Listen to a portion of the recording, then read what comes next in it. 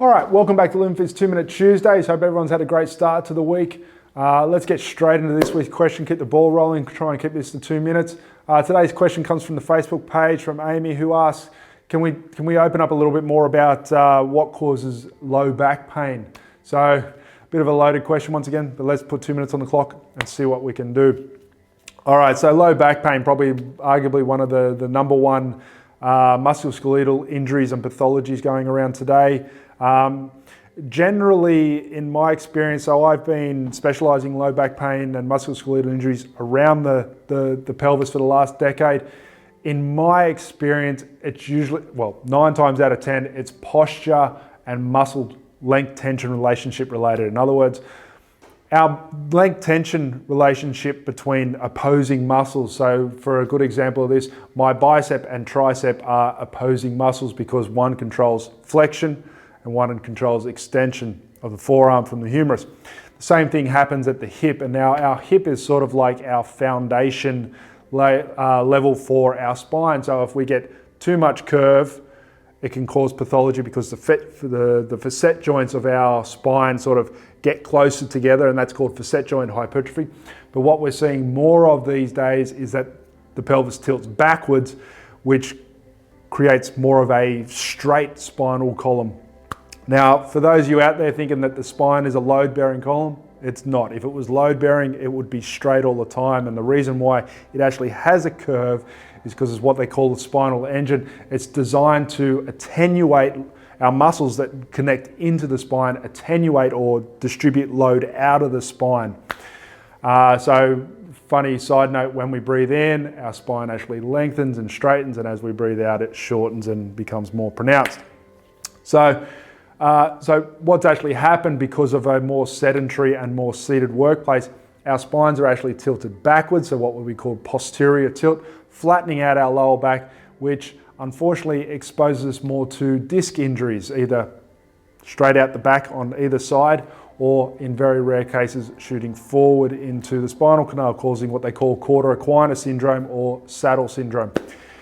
What we see more often is the disc wants to come out the back, and it's usually on one or the other side, depending on, let's just say, the situation that causes the injury. So what actually happens, someone who has quite a straight lower back, or their spine is straightening out because of reduced curvature, they'll bend forward, further opening up the spinal segments, and the disc will want to shoot out the back.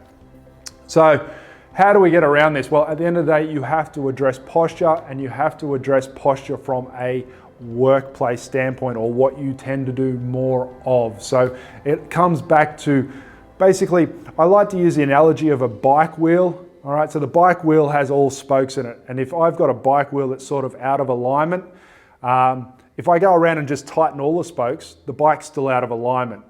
So I have to go around and I have to tighten the ones that are too tight, and loosen the ones that are, and tighten the ones that are too loose.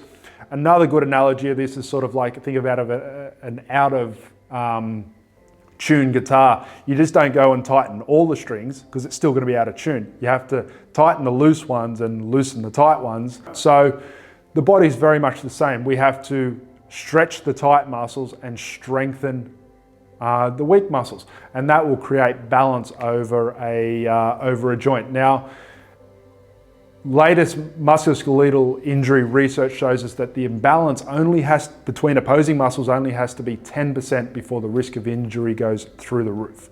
So keep that in mind. So I hope this has helped in terms of what causes low back pain for the majority of the population.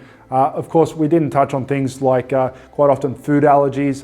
Most women out there will know straight away that they can pretty much pinpoint the day they're going to get a sore back due to their menstrual cycle. So that again has something that's completely different. That comes down to ligament laxity caused by the hormone fluctuations.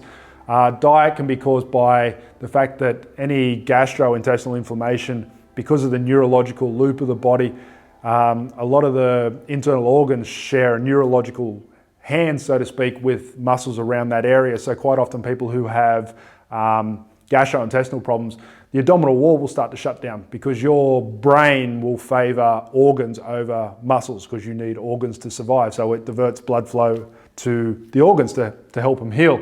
So quite often muscles will get shut down or periodically shut down, therefore forcing other muscles to take up the proverbial slack, so to speak, and they're usually muscles not designed to do that job, so they don't work optimally. So a little bit of a segue there, but a little bit of an added throw in as well. So I hope this has helped. I hope you got a lot out of this. If you did, please give it a thumbs up, and we'll see you next week for 2 Minute Tuesdays. Thank you.